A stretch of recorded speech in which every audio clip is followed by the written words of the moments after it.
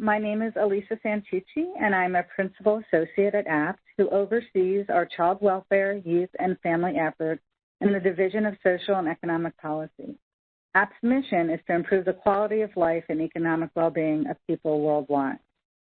Today, we are excited to bring together an outstanding panel of experts to discuss how we can work together across sectors to advance family well-being through housing innovation. We acknowledge that this conversation is being held during the COVID pandemic. Our heightened focus and efforts toward racial equity, social justice, and of course, the unprecedented events before us. However, we believe that there has never been a more urgent time to come together and work collectively on behalf of our nation's children and families. And we hope that this conversation will help spur our actions in that direction. Over the next hour, you will hear about the important work of our panelists and discuss ways that we can support upstream efforts to advance family well-being and housing and economic mobility. And now I would like to introduce our speakers, who will give a brief introduction of themselves and their work when we transition to our discussion. To learn more about them, you can also read the program brochure on our website. That link is on our event webpage. And you can also use the link we'll add to the chat box. Our panel this morning includes Frank Alexander, Managing Director of Judicial and National Engagements within Systems Improvement for Casey Family Programs, Jeffrey Lubell, Principal Associate and Director of Housing and Economic and Community Initiatives in the Social and Economic Policy Division at APT Associates, Sherry Riva, the founder and CEO of Compass Working Capital, Taneeka Richardson, a fellow at the Center on Budget and Policy Priorities at the Maryland Center on Economic Policy, and Ismael Guerrero, President and CEO for Mercy Housing, Inc. Let's begin our panel discussion. Frank, I'd like to start with you. After giving a brief introduction of yourself, prior to your role at Casey Family Programs, you spent the last decade leading Boulder County Housing and Human Services, recognized as one of the most integrated government agencies in the country, prioritizing and connecting housing, a public health approach, and the full array of human services to improve outcomes for kids and families. We also recognize there are systemic changes needed to advance racial equity associated with child and family well-being. As we open our discussion today, can you talk about what you learned in Colorado, what we should be doing right now to move the needle for well-being for children and families, and how this connects to the Thriving Families, Safer Children initiative? Well, thanks, Alisa, for having us and for hosting the conversation and for just looking forward to being with all the panelists today. And so happy to be here. And I just want to acknowledge, I know this has been a really difficult year for folks and that we're all really experiencing some unprecedented disruptions in our lives, and just certainly sending love and health and well-being to all of you and your loved ones and your families and communities that you're part of, and look forward to working with you. We hope that this is sort of the first step in continuing to build momentum together to come through this pandemic and through this trying time in a new way. And we know it's going to take new alliances and collaboratives working together. So excited to be part of this. And you know, I think my history is, so I just joined Casey Family Programs, which is the largest operating foundation in the country that serves kids and families with a specific focus on ultimately preventing the need for foster care.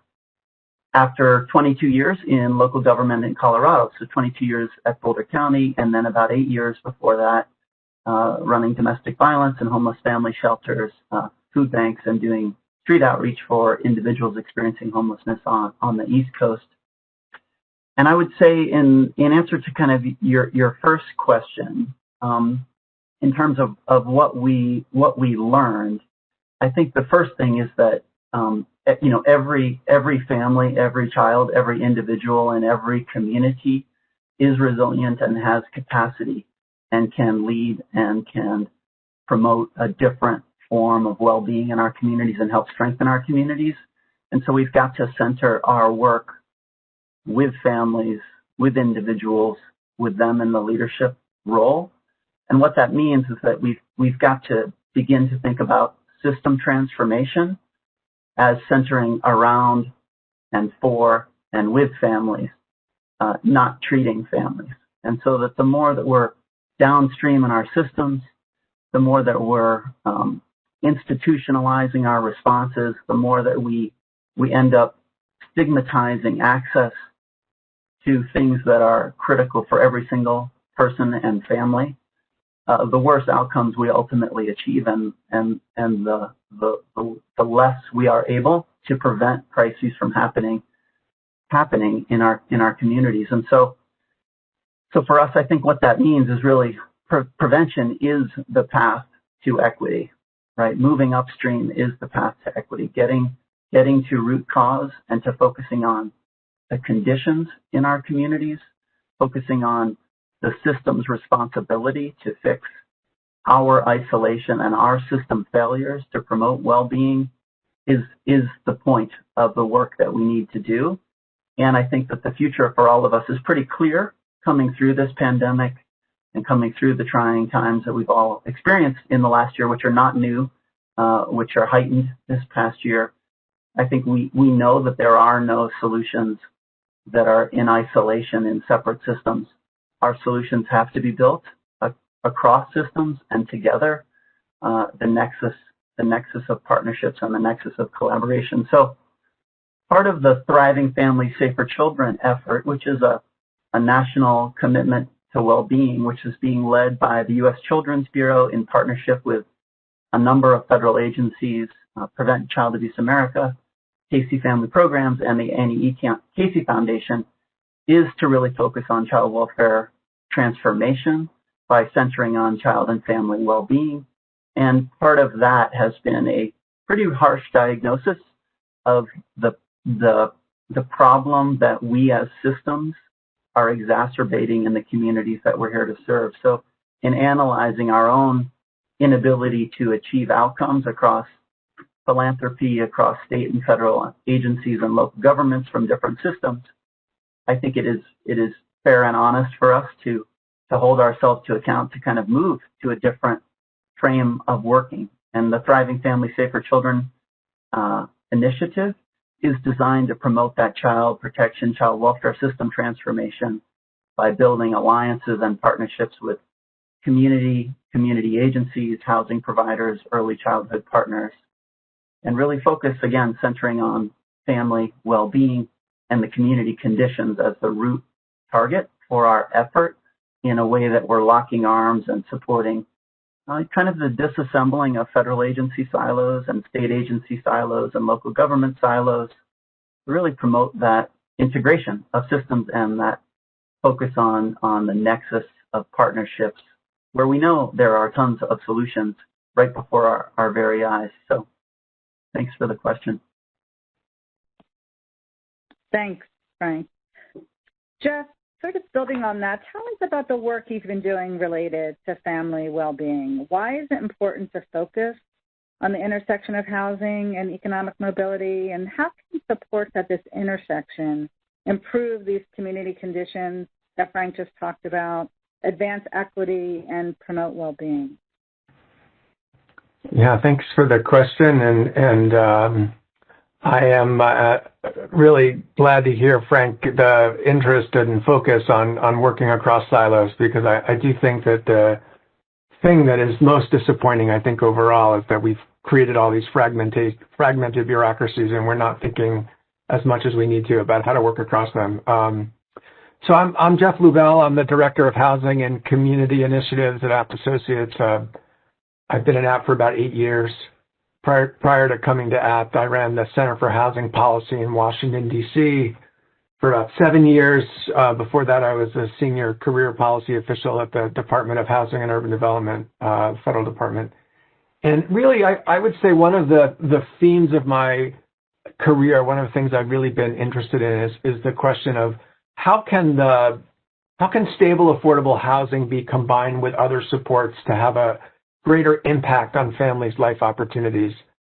I think many of you know, most of you know, that housing is not an entitlement. We can only help a portion of those who need it. So to me, the question is, given that reality, how do we make the most of this limited assistance? How do we actually use housing assistance to bend the curve of families' life opportunities? And it's clear that housing alone is not enough. I mean, in theory, you would think that housing would be a big enough financial support for people to help them achieve the goal, right? I mean, if you're worried about where you're going to sleep tonight, it's awfully hard to focus on getting and keeping a job. But really, the data tell us that housing assistance by itself does not promote economic mobility. So it may be a prerequisite, but it's not enough, and it needs to be combined with other things. And that's really what I've been thinking about and focusing on. And I want to flag two approaches in particular that we're going to hear about on this webinar. The first is to provide families that are receiving housing assistance with supports to help them increase their earnings. And really, the best programs seem to combine two things. The first is a financial incentive that helps to offset the 30% of income that families are paying towards rent, which acts as a barrier, where families perceive that as a barrier to work. And the second is some kind of support, some kind of coaching or other services to help them overcome barriers to employment and higher wage jobs. And we are fortunate to be joined by one of the leading practitioners in this area, Sherry Riva, who will be talking about the approach that her organization has taken in partnership with housing agencies to administer HUD's Family Self-Sufficiency Program. So that's the program that is really the one that embodies this, and it's been around for 25 years. I think it's a great program, but and it's actually the largest asset building program targeted on poor families in the whole country. But it's also this incredible secret. Nobody outside the housing world has ever heard of it. It's still serving only a small portion of the people who need it. So the question is, how do we take that program and do it better and scale it up? And so the second approach is to help families with a mobile form of housing assistance, housing choice vouchers, to use that assistance to move to a resource-rich area that has quality schools and safe streets. I think you're all familiar with research that Raj Chetty and others have done that have established a connection, right, between where you as a child, you grow up and what your life opportunities are. And really the purpose of these mobility programs is to help sort of take advantage of that connection and help families. You've got to grow up somewhere, so you might as well grow up in a place that is associated with you, having an opportunity to move forward with your life. And so these voucher mobility programs, at APP, we're actually leading a team of researchers that will be evaluating the HUD's Housing Choice Voucher Mobility Demonstration. So we'll be testing the effects of this in 5 to 10 cities. But we're joined by Taneeka Richardson today, who's going to talk about her experience as a mobility practitioner and also as a beneficiary of that program. And finally, I just want to note and call out Ismael Guerrero, who's just been just a tremendous practitioner. Ran the Denver Housing Authority for a long time. He's now running the Mercy Housing, and I think he, more than most people, he's really focused on this issue of how to use housing to promote economic mobility. So anyway, looking forward to that conversation. Great. Thanks, Jeff. Sherry, I would like to go to you next. Jeff talked about HUD's Family Self-Sufficiency Program, or FSS. Could you how it can be an important platform for helping residents of subsidized housing build assets and increase earnings. As a practitioner in this area, can you talk about your work with FSS and its promise, and also what kinds of results are you seeing related to family well-being? Great, thank you. So good afternoon, everyone. Again, my name is Sherry Riva. I'm the founder and CEO at Compass Working Capital, and really grateful for the invitation from APP to join today's panel, and excited to be here with all of you today, along with my co-panelists, and to share a little bit about our work at Compass and how it connects to this theme of advancing family well-being through housing and economic mobility.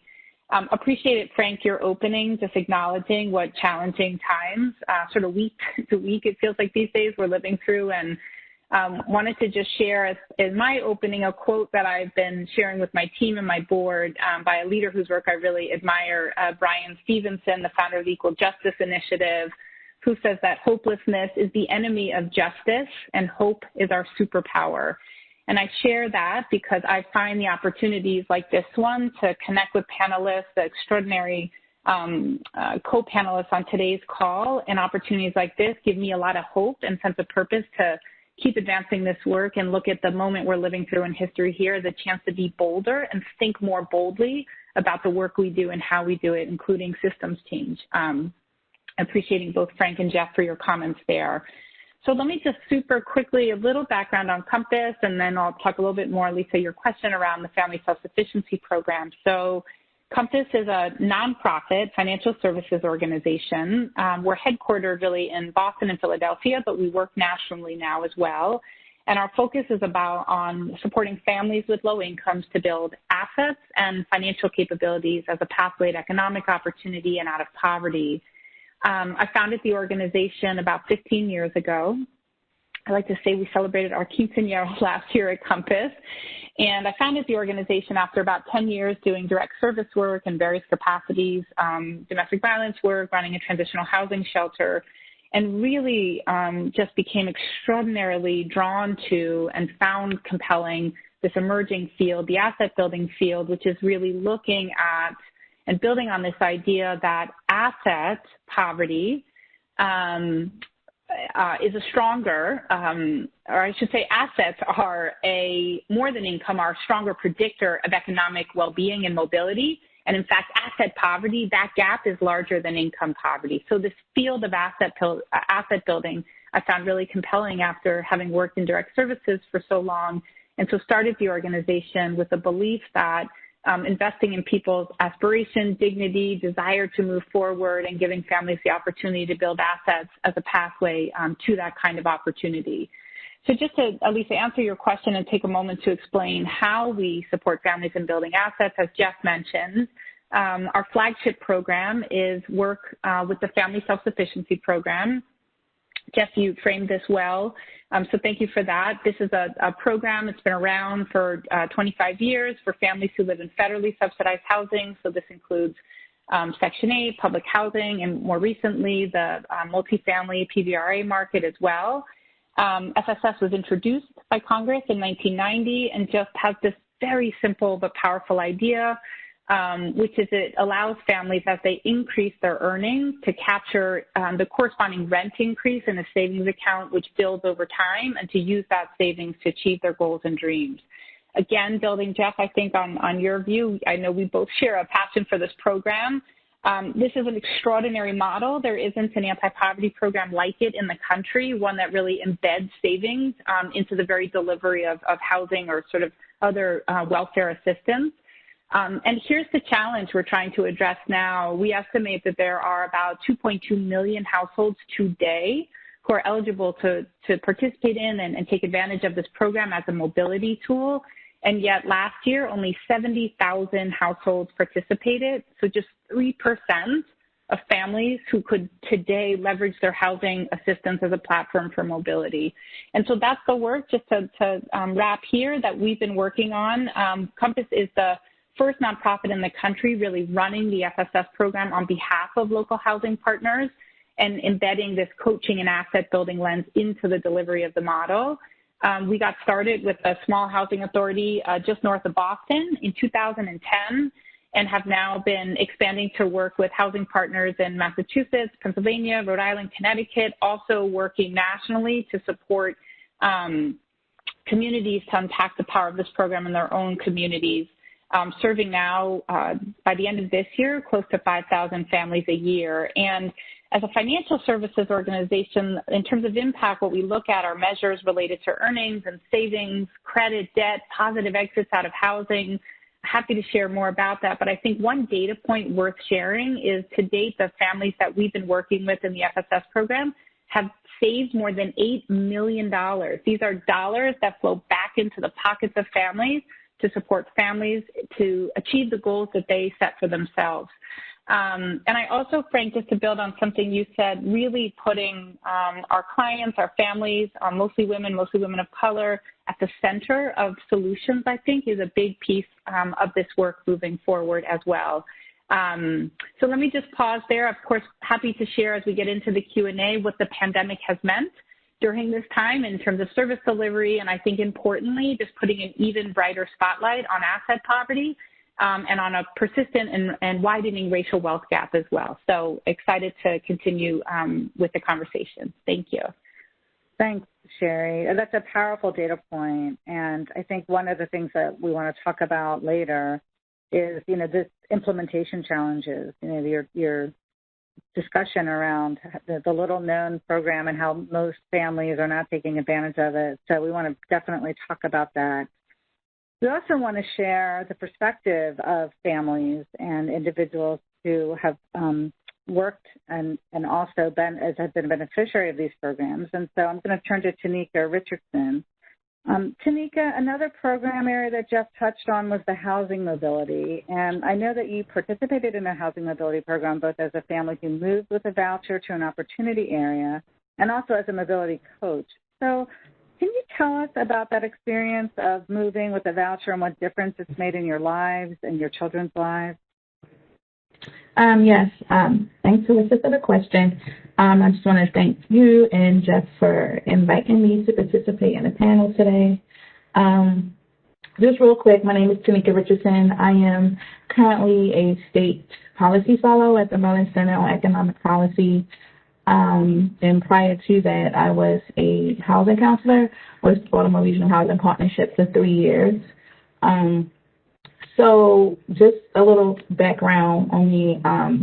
I became a participant of the Mobility Voucher Program back in 2005. And I received my mobility voucher and ended up moving to Howard County. So just a funny story. I tell people I had applied for the mobility voucher as well as I guess you would call it a regular voucher or a regular standardized public housing voucher, and they both came through at the same time.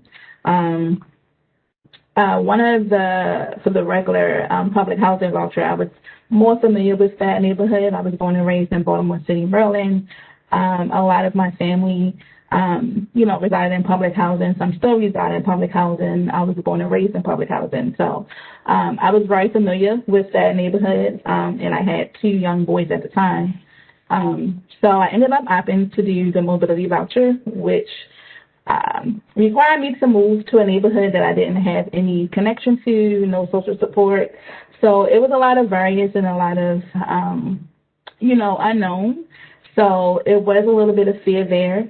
I will say once I did end up relocating to Howard County, Maryland, which driving, if you had a car, is only about a 20 to 25-minute drive. But if you didn't have a car, it takes 2 hours to get back and forth between the two. So I had a car, but it was an old car that died on me. So that didn't last too long. So eventually I ended up having to take that 2-hour commute back and forth. Because, my whole life was in Baltimore City, so our doctors was there. I didn't want to move, transfer the kids' schools in the middle of the year. So I did have to make that commute for a little while. Eventually I was able to transfer my children to the local schools, was able to, connect with the community and find a local pediatrician, things that you would do when you're in a home and you get acclimated to the new community. I was able to do that eventually, but it did take some time. And then I will say that once I started doing those things, I definitely noticed a difference.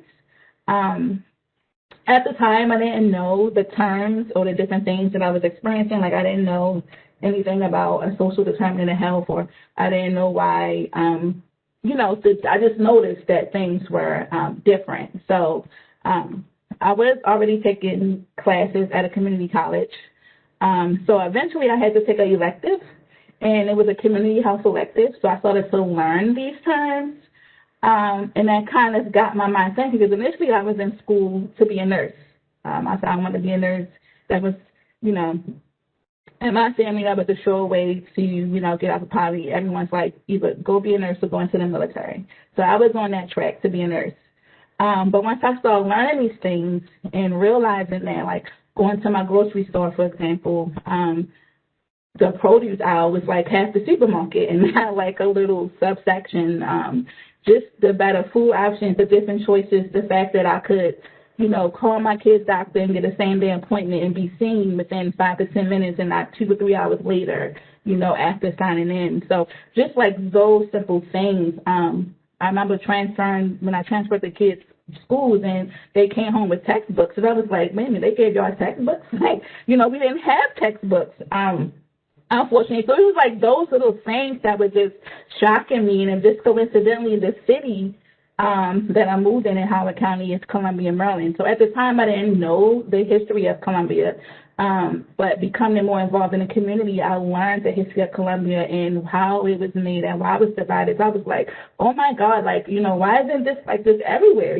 So, like, why isn't, planned communities with, affordable housing spaced out and things like, so it just was like, just a huge shocker. So, long story short, I ended up changing my major, ended up transferring to University of Maryland and ended up getting my bachelor's and master's in public health.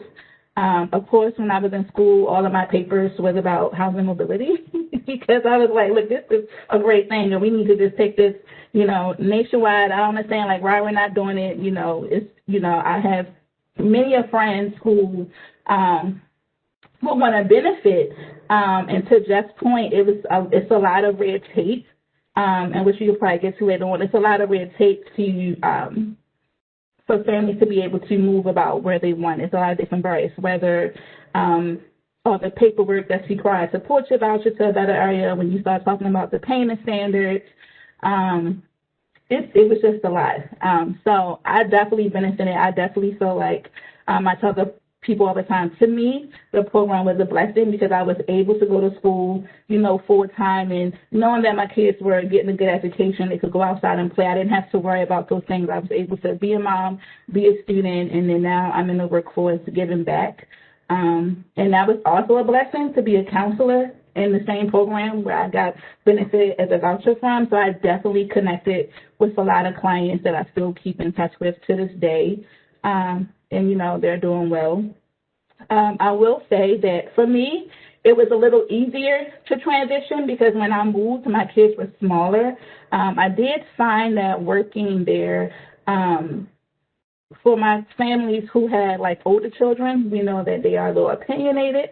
So I did find that for my families who have older children, sometimes they still will move, but to try to get them to stay in those neighborhoods of opportunity sometimes is a little bit more of a challenge because for whatever reason the kids, felt out of place. They're losing their friendship connections and things like that. So I would just caution to any other PHA that's thinking about doing, mobility vouchers or counseling to just consider those children, particularly their older children, to kind of have some kind of counseling and support for them as well, to increase the likelihood of success for families to reside in their neighborhoods. Yeah, thank you, Taneeka. I really liked what you said and how you framed the little things, but the little things really are the big things often, right? And in terms of all of the things that the transition, how you had to go back and forth, and then all of the considerations around losing connections and transitions. So really appreciate you bringing that perspective. It's what's underneath, the term housing voucher and mobility. What does that really mean for families? What does that mean as they, move to an opportunity area, and what that means in terms of their communities and their connections? So really appreciate you sharing your perspective. Ismael, I want to turn to you. I know that you've recently moved to Mercy Housing from the Denver Housing Authority, and I would like you to share your experience of place-based supportive services to improve outcomes for families across the social determinants of health. So what have you found worked, and why is this integration also so important?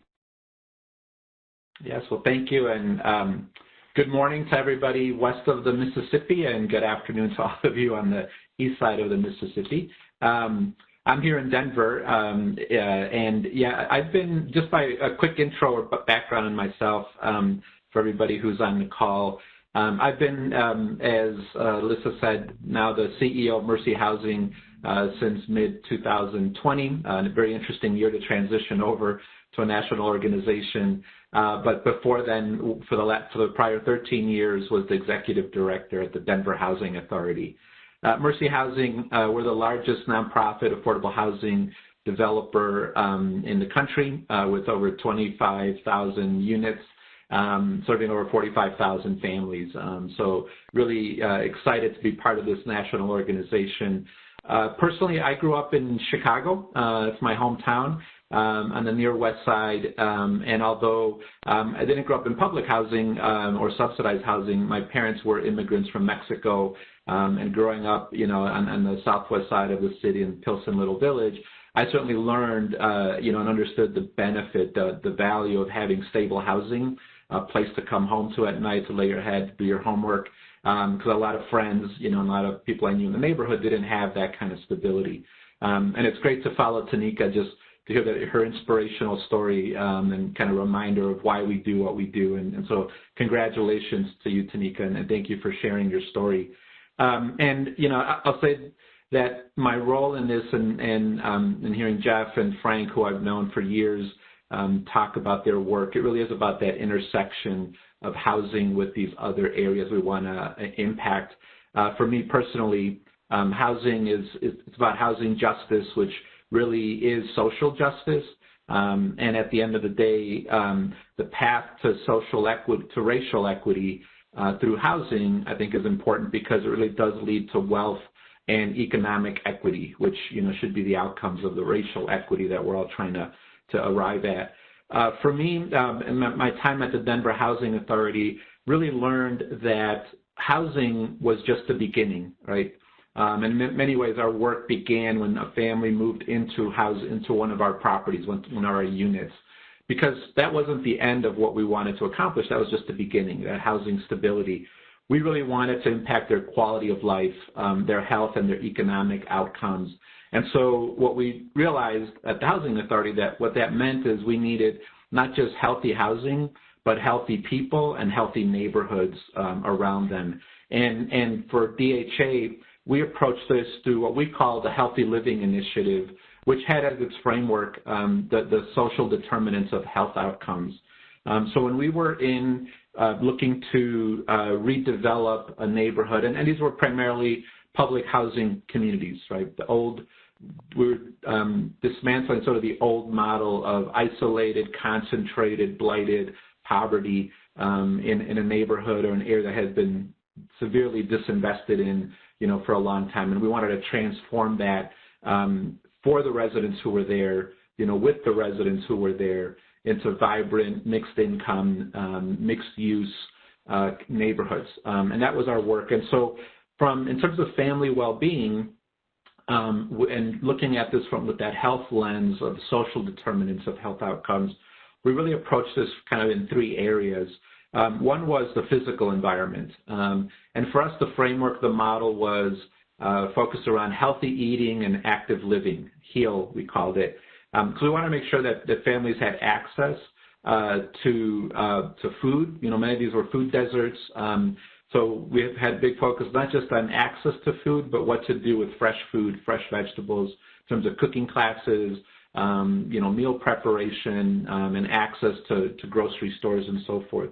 And the active living was around creating safe neighborhoods, pedestrian-friendly, at a scale that was good for whether young or old, to be able to come outside and walk around the neighborhood, feel safe there, feel connected to their neighbors, a lot of good social cohesion. On the social economic front, we focused particularly on, and this was, our model community was called the Mariposa District here in Denver. It was a Hope 6 neighborhood transformation effort. We focused on art as sort of the way to connect with families and youth through art programming, art kind of creative industries enterprises, incubating businesses, incubating small local, local entrepreneurs. And then we also made sure that there were the services and amenities that were needed in the neighborhood, like childcare and healthcare, were available to them. And then finally, the health access was critical. And so through a grant from the Colorado Health Foundation, we were able to hire health navigators to come in and connect people to a healthcare provider, and also do classes, really trying to target the chronic health conditions that exist in many of our communities, from obesity to high blood pressure to diabetes, those are chronic conditions that can really impact your long-term health and economic well-being. So for us, that model, and you know, as Frank and Jeff and others have touched on, that intersection of housing with health and education and economics was a collective impact model. While BHA, the Housing Authority, led the effort, we really brought in the strong partners who had the expertise, had the resources to leverage into the neighborhood, and have had a lot of success with that model here in Denver. We're doing similarly, which I can talk to later, you know, with Mercy Housing in terms of other communities across the country. Thank you. You know, I want to just pivot back to Frank for a minute, because something he said about, you know, we know the solutions, and there's some really good, you know, solutions that have been just talked about, or ideas, or things that are working. And Frank, I just want to get your take on, you know, what are the challenges we're facing in implementation? You know, why do you think that we're not moving the needle as effectively as we could be in these areas? Well, wonderful comments from the whole panel. So just thanks everyone. You know, so Alisa, I personally think, because I have now worked in almost every health, housing, and human service system, separate silo that exists within our different state, local, federal agencies. And I honestly think that the silos are the problem. And there's a few reasons. The first is that when you just operate within one system without thinking more broadly across others, you tend to focus on programs, and you tend to focus on compliance, and you don't focus on conditions, and you don't focus on root causes. And fundamentally, it becomes much more difficult to actually meet your community and everyone that lives within it where they want you to meet them. And part of the problem with that isn't just that then we become sort of agency-centered, right, and compliance-centered. It's that every single one of us that then works in those agencies can't become our greatest self. So we are then limited in our ability to grow and to think and to transform and to fundamentally, I think, achieve the missions that most of us sort of were attracted to when we joined our separate agencies. So I think it's imperative upon all of us to really know and deeply understand that we do not operationalize as individual agencies what we can collectively, and that all of us are suffering from that. Our communities are suffering from it. The families that we're here to serve are suffering from it, and the people that work within our systems are suffering from that. And it's hard work, but it's what's going to bring us out of this COVID crisis, especially with a new vision and sort of bouncing forward and leaping forward on some of these problems. And I think the solutions are in the nexus, and if we kind of focus on that relentlessly, we'll get there. Thanks. Jeff, I want to bring you in here too. What are your thoughts about the silos, the programs that, you know, are little known? What are you seeing, and what do you think needs to happen? Yeah, no, it's a great question. Let me start by saying I agree with Frank that the silos are a tremendous problem. I want to be really, really clear that the problem here is not government employees, right? It's not that people aren't working hard and they don't care. It's that we've created structures and systems that really don't facilitate the kind of collaboration that needs to happen at the local level. I think a big part of the problem, frankly, is the way that we fund programs and the way that we oversee programs at the federal level. You know, I completely understand, right? I mean, I've worked at HUD. You have a program, you issue money, you have performance standards. People need to report their performance standards to you, use that to judge it. I mean, it makes sense. But if you know, the Denver Housing Authority has a set of performance standards and they all focus on housing and they don't focus on education or health or other things, they're going to do the housing thing, right? And if there's a workforce agency and they're, you know, for a long time, the workforce agencies, you know, we're incentivized basically to help as many people move to jobs as possible, which is great, except that the people who need help the most are going to have a lower placement rate than these other people who need help the least. So if you're trying to meet your performance target, who are you going to help? The people who are the easiest to help, who allow you to meet your performance targets, or the people who need your help the most, for whom your achievement of those targets are more difficult. So it's, again, I'm not blaming the feds, a lot of great people there too, but we have to take a step back from the way in which we have created these systems to really think about systems integration. That needs to happen at the federal level. It needs to happen at the local level. At the federal level, we need to give up some control and give more power to the local folks to really integrate their systems and come back to us and tell us what's doing. And there's a way to do that in a structured way. If we're worried about outcomes, that can be assessed and done in a very, very rigorous way. But if it doesn't happen, we'll just, I think we'll continue to have these problems in the future.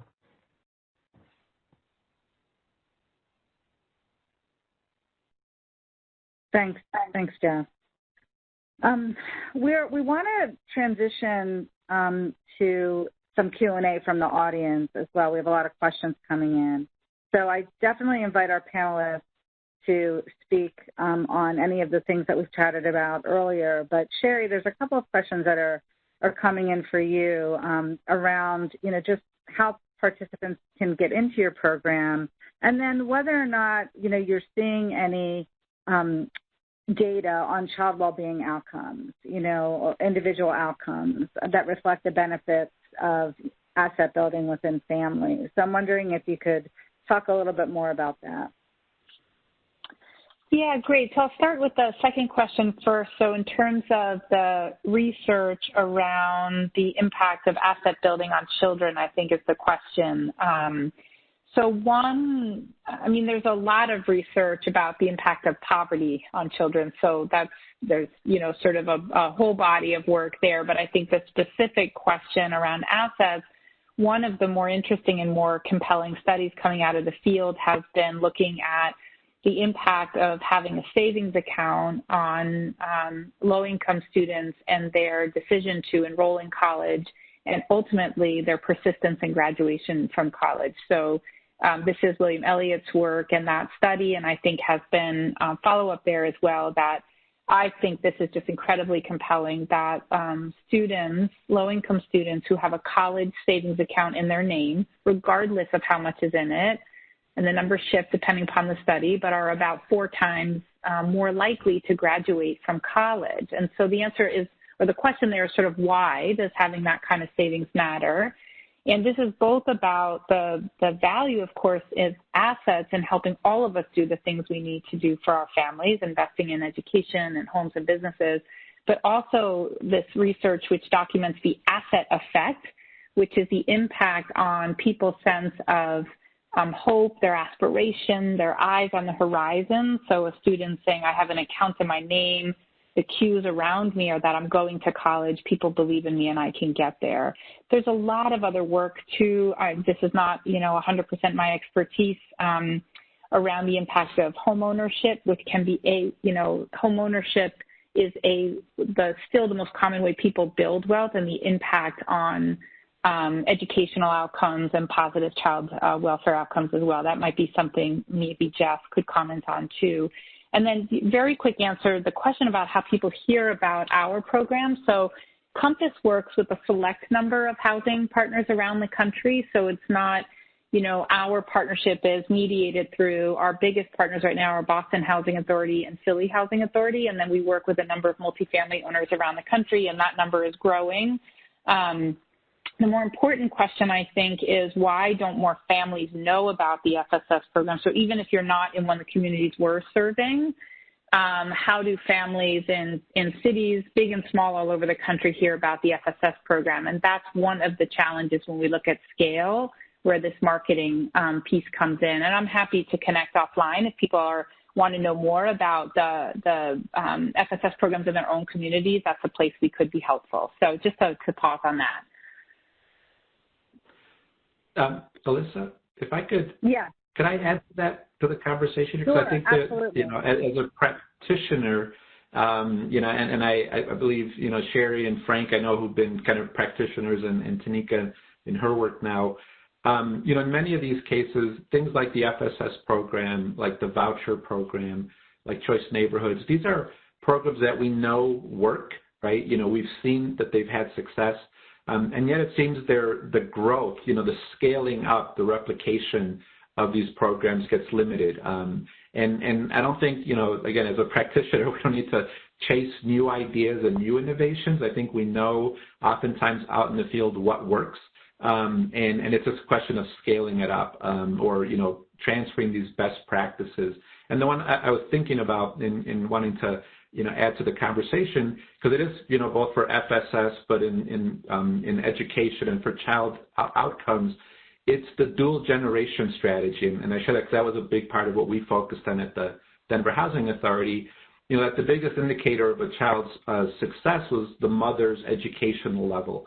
And so as we built child care centers and did programming for kids, for the children in the community, we knew we also had to address the family situation in particular, the ability of the parent, the single parent, a single mom or a single dad, to reach, improve their educational and economic situation, because that was the best predictor of how the kids were going to do in future generations.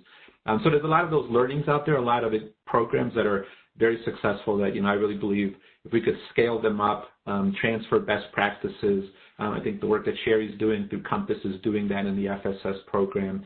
Those are the kind of things we really should be advocating for and focusing on. Great, thank you. The time I know really flies when we're having these conversations. We're going to get to some more questions from our audience in just a second, but we also know that we're about to swear in a new administration, and we want our audience and then later our panelists to weigh in on what they think the priority should be for the new administration. So we're going to put a link in the chat box and ask our audience to share with us, and then we'll share at the end of the webinar what you think the new administration should prioritize in terms of advancing these upstream efforts.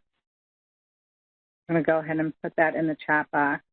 And then, Frank, there's a question for you about, what are your thoughts about establishing affordable housing as an essential community infrastructure that's supported by taxes, such as schools, fire, police, et cetera? What do you think about that idea? Well, I think without question, housing is infrastructure, and it is no less important than your local elementary school, your local hospital, your roads, your police and fire systems, and frankly, the biggest tax incentive for asset building and home ownership is the interest tax deduction, mortgage interest tax deduction. And so we do have policies associated with making housing more affordable on the home ownership side. And I think what we for sure know in every single age group, in every single component of our society, whether it's individuals with disabilities, individuals who are experiencing homelessness or families experiencing homelessness, families that are struggling with crises, older adults that are looking for safe and stable housing. Housing is the key component in building a healthy, thriving, vibrant, and diverse community. And I think the investment, the local tax dollars that people put together, whether that's on the state level or on the local community level, I think there's ample evidence that gets multiplied many-fold in the well-being of the entire community, as well as leveraging other resources and assets to help build that. So absolutely, I think it's a critical component of both infrastructure and how we should be investing our public resources.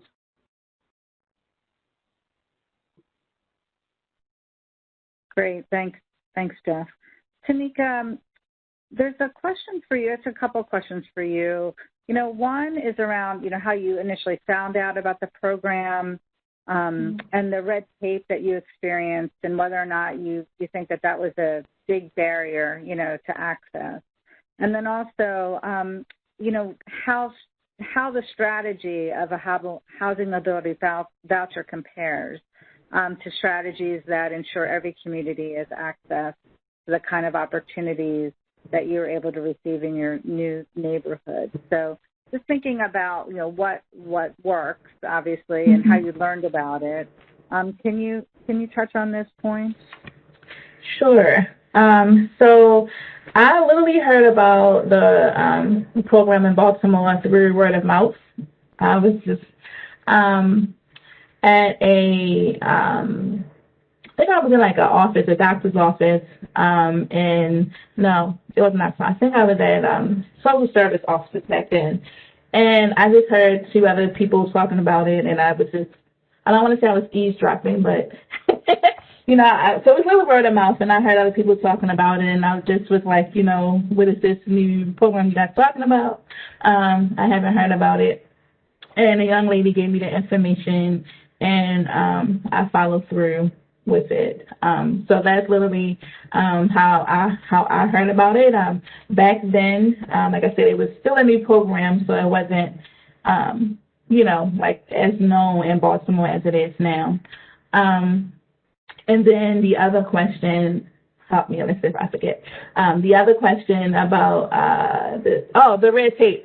So the red tape that I was kind of referring to is just things that we are kind of already aware of, just as practitioners, but I've actually experienced it as a voucher holder, just the different things of, like, yes, we had the voucher, but to be able to access these homes in these neighborhoods, but it was still some kind of other barriers as far as, like, credit access, and then, landlords still wanting you to make 3 times the contract rent, and I'm just like, if I had 3 times the contract rent income, I wouldn't have a voucher, so, just still kind of those loopholes and still kind of having some of that housing discrimination things kind of taking place. I did find that I did experience, I guess you could say, a lot of racism and just, voucher recipients just kind of get a bad rep. So I almost I felt like going out searching for new homes, I was like on a job interview almost. So eventually I started getting success because as I was submitting in my application to homes, I had wrote out kind of a little personal statement, just a little short story about my life, my kids, why I'm relocating. And it actually worked. I actually was able to move in with like no credit pull. They didn't even want no deposit. So, and I've been in my same rental unit for a very long time now. So that definitely works for the people that are on the call. If you have programs and you have clients that are having issues, definitely have them write a personal statement to landlords. They love that. As far as how can mobility voucher programs, I guess, kind of be used back from the neighborhoods that we moved from. And I'm a firm believer that mobility is just one piece of the puzzle. It's not the whole piece of the puzzle, because obviously not every person, not every client is going to want to relocate.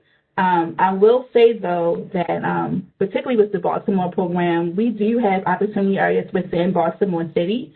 So it's not like that every family has to relocate some kind of far-off place. That was just my choice. I decided I just wanted to move away, and I was able to do that. But we do have, communities that are kind of closer. But again, mobility housing is not the end-all, be-all. It's just one piece. I do believe that we have to have both government and private investment in the communities, particularly in Baltimore, that has been severely underinvested in. Like, for example, my mom, we grew up in public housing, but she was able to buy a home. She's owned that home for 20 years now, and even though it's almost paid off, she's upside down on it because the neighborhood has severely gone down just through disinvestment. So just to see my childhood home where it was full of homeowners and it had an HOA and all these things bustling, now, like, she's literally the last homeowner on the block with like 10 other vacants. So there needs to be a collaborative effort, and I think that mobility is just one piece of that. Yeah, thanks, Taneeka. So I think, there's actually, Jeff, a question about how does a systemic change using mobility vouchers help to strengthen income-limited public education entities? This seems to only continue the differential gap between the have and have-nots instead of a holistic systemic work that reduces barriers and achieves equity. I'm not 100% sure I understand the question, but I'll take a stab at it. I mean, I want to come back to really what Taneeka said. You know, it's a false choice to say that we have to choose between helping people move to areas that are good for them and their children, or we have to choose between that and helping to improve the schools, you know, and the, you know, safety of the neighborhoods they came from. I mean, we have to do both. You know, I mean, we've been saying that we're going to improve the conditions of neighborhoods for 50 years. Are you going to tell Taneeka, the next Taneeka, that she can't move to an area where her children will have a better opportunity? I don't think that's fair to her or to other people like her.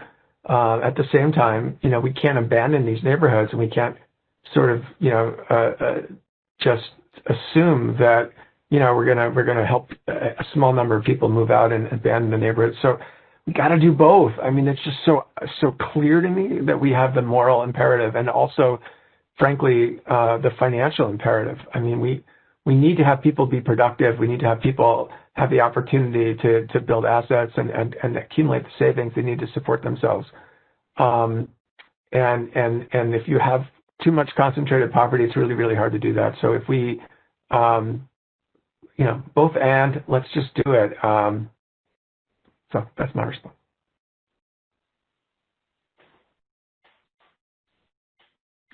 Thanks, Jeff. Sherry, I do want to ask you about, you know, with your program, since we are in the middle of the pandemic, I do want to ask, you know, how this pandemic has reshaped your, you know, your model, and what you're doing differently and the impact of that with the work that you're doing. And also, I know that, you know, this concept of wealth building, you know, can you also address, you know, what are the systemic changes that are needed to address equity? Great. Two big questions, so I'll do my best to sprint through both. I think they're actually connected answers in a way, at least also building on what Jeff and Taneeka just shared as well. You know, I feel like with the pandemic, we have, the pandemic has put asset poverty on full display, and it has put an even brighter spotlight on the persistent and widening racial wealth gap. The pandemic having had and continuing to have a disparate impact, both health and economically, on communities of color. So it just feels like this is an opportunity to ask these bolder questions and also have bolder solutions. So what I mean by that is, and I think it connects to the systems change and the equity piece, is one of the things, Taneeka, that I hear in your story, which I love so much, really two things that I hear. Number one, all of the policies we create, the programs we think about, should put families at the center of solutions. Families have the lived experience and the wisdom to know what is best for them. We see this all the time, for themselves and for their kids, and what their goals and dreams are, and continuing to center. One leader entrepreneur whose work I admire so much, Aisha Nyandoro, she calls it a kind of radical resident-centeredness. So families, putting families at the center of these solutions, number one, is really important. Number two, with the pandemic and the FSS program, one of the things that we're really pushing on now is an acceleration of an idea that we've looked at before, is what would it look like to make a program like FSS an opt-out model rather than an opt-in model? Meaning, Taneeka, I hear in your story, you're hearing word of mouth from other, you know, friends and members of the community.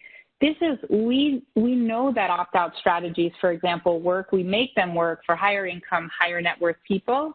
And instead, what we tend to see in the kinds of programs and agencies we work with and run are these incremental programs where families have to prove their struggle, jump through hoops and barriers to enroll in things. And we could actually, and one of the things we're hoping to test and push on the new administration as well, is what would it look like if wealth building were the norm and not the exception in our nation's anti-poverty work? And for us, that would look like an opt-out model of FSS where families were automatically sort of defaulted or given the chance to convert their rent payments into a savings account.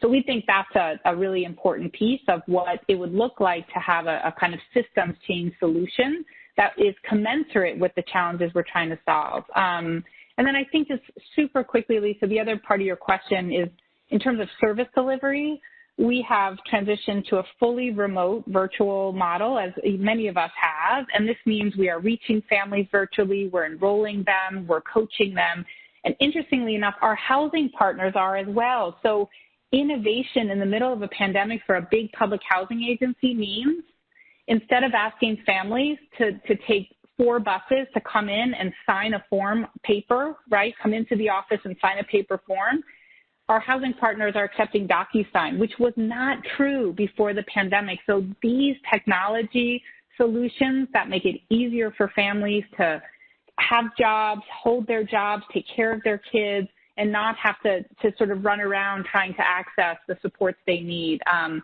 I think this is why I started my own remarks with this idea of hope is, what are we learning? What kinds of opportunities can we help now to be bolder about this, and the kinds of changes that this virtual service delivery model might actually create lasting change on the other side. So a couple very quick thoughts to some big questions. Great. Thanks, Frank.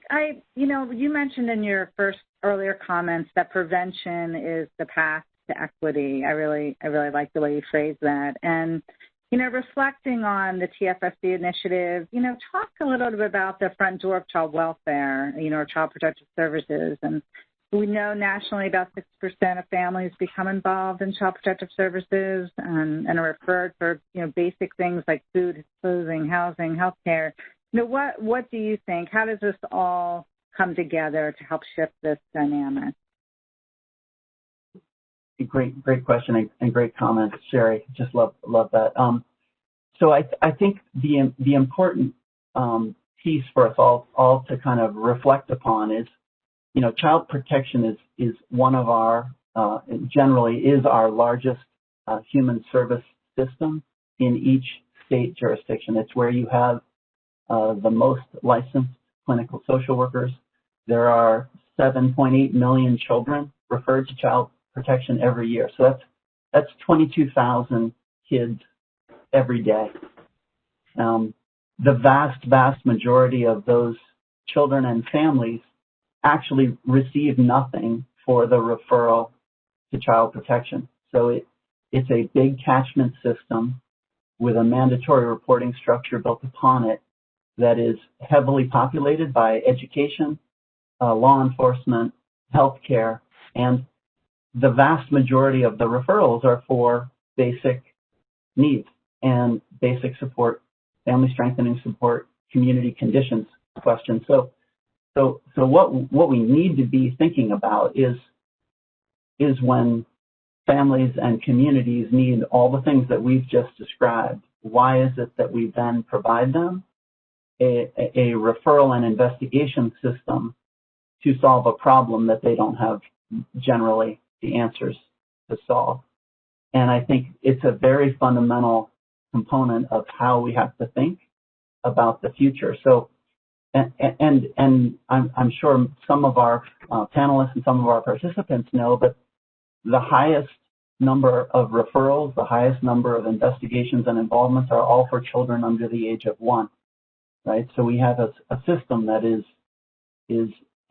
over-treating and responding to the needs of young children and young families, and not with the answers that the families actually are asking for, which are fundamentally the solutions that we're all describing. And I think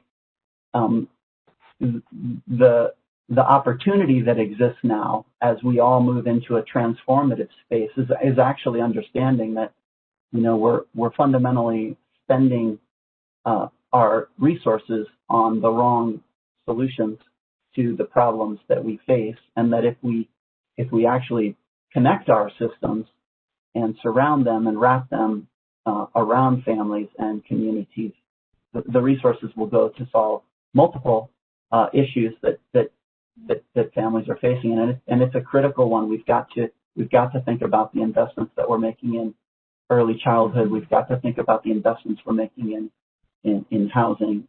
We've got to think about economic opportunity and not an investigatory response to core issues that are in every single community across the country. Thanks. Ismael, I'm going to give you an opportunity to add anything to Frank's comments or anything else that you've just heard earlier, and then I'm going to, we don't have that much time yet, I'm going to transition to a final lightning round question for our panelists, which is to tell us what you think the new administration can do to help focus on upstream efforts. So, Ismael, let's start with you. Just any reflections on what you've just heard, and then also your answer to the question that's on the screen.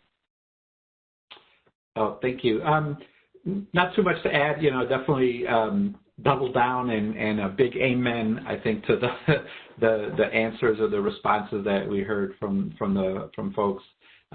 Definitely, I love that notion of prevention, both from an equity perspective, but also really for the kind of long-term outcomes that we want, because the trauma and the toxicity in the neighborhoods where many of our families live, happen over a long period of time, and so it takes, really early and sustained intervention, support, and then programming to correct those. As far as the lightning round question, to make sure we get everybody's input, I am definitely, I see in the chat room a lot of support for the universal vouchers, universal housing vouchers. I think that, housing stability is critical, especially in these times when we have all these events happening, whether it's, racial, climate crises, economic crises, now health crises that disrupt our daily lives, economically, from a health perspective and so forth. And having that kind of housing stability that a voucher would provide is incredible. And then, I would hope that our new administration, given their legacy from the Obama administration, continues the work on interagency collaboration and interagency funding opportunities like choice neighborhoods, like the VASH program between HUD and Veterans Administration. I think we were just starting to scratch the surface and see some momentum, under the Obama administration, and I hope that there's a renewed focus on that with the Biden-Harris administration. Great, thanks. Jeff? Mm-hmm. I want to second Ismael's suggestion about sort of this interagency focus. I will say this, we've been talking about interagency dialogue for a long time, and there's a way that can be a very meaningless thing, right? I mean, it's not meaningless, but it doesn't translate into real change. So what I'm talking about is really digging into the details around very specific ways to align systems at the local level that are then supported by the federal government. And I would encourage us to let the localities drive this, right, and the federal government to support it, which is different than we typically think of things. It's not top down, it's bottom up. But what would it look like to really, for example, think about dramatically expanding a family self-sufficiency program by trying to identify coaching and case management services that are available in the community and match that up with the housing authority's administration of the system so that it becomes something that everybody in development is participating in, or a very large number rather than just a handful of people. If you work from these very practical problems, and identify the solutions, you can then generalize and make those available to other people. But you can't start with the general principles. You have to start with the examples and then use them to identify the changes that are needed. Great. Thanks, Sherry. We have, asked about a minute. Can you share what your recommendations would be? Sure, yeah. So mine are short and sweet and really mostly focused on the drum I keep beating, which is how can we ensure that more families in subsidized housing can leverage their housing as a platform to mobility. So there's really three things, very specific. The first is we would recommend that the new administration look at putting a new kind of special assistant deputy cabinet level person in place reporting to the HUD secretary focused on economic mobility, so that we're really elevating, strengthening, streamlining, and putting a bright spotlight on where housing can and should be a platform for mobility. The second thing I've already talked about, which is we would really like to see an accelerated demonstration of an opt-out approach to the FSS program as part of the pandemic recovery. And we believe that that's the approach that really holds the most promise to reaching the 2.2 million who are eligible, And then the third and final is, I alluded to this a little bit, but to retain and expand these technology-related opportunities and investments, the way the crisis has accelerated innovation, including in housing. And I think that could include things like HUD making investments to expand internet access so that all families can access the services and the economy, the way the economy is shifting in the ways they need as a pathway to mobility as well. And UBI, Great. Fan of that too. Thank you. Taneeka, let's go to you next. Any thoughts, final thoughts for the administration? Yes, so some already said things.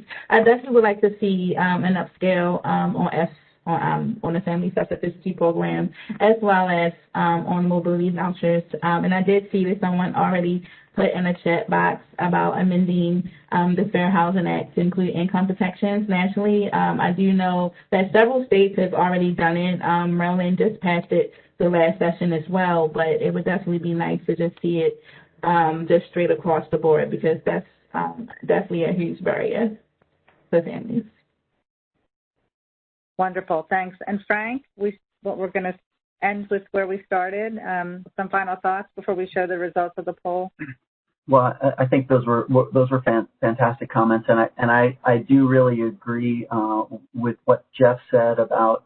I think if we can come in the new administration with TA and support processes that are really wrapping around community work around integration and community strengthening activities, and really with a lens on actually transforming and doing it. And I think even right now, the Consolidated Appropriations Act and the funding that we've seen come during the COVID pandemic is highly at risk of not being utilized effectively if we don't begin to accelerate the way that we're thinking about. We saw some great questions around FYI vouchers and the FSS connection, for example, and there's a number of things like that. And I think this window gives us the chance to really roll up our sleeves, work together, and have it centered in locality and jurisdiction around family. Terrific, thank you. We're going to put up our poll results, and I know that's all the time we have now. We didn't get to all the questions today, but we'll post the questions and answers from the dialogue to our event page and APT's website. We'll also post the video recording to the page, and we'll email you once all of the materials are available after this event. We have some really good responses from our audience. I want to thank you again to all of our panelists and our participants for joining us today. Be sure to look out for our next webinar discussing the intersection of early childhood care and education and child welfare as we continue to move upstream on behalf of our nation's children and families. Thank you so much for joining us today, and I look forward to chatting with you all again soon. Have a good day. That will end the webinar. Thank you. Thank you.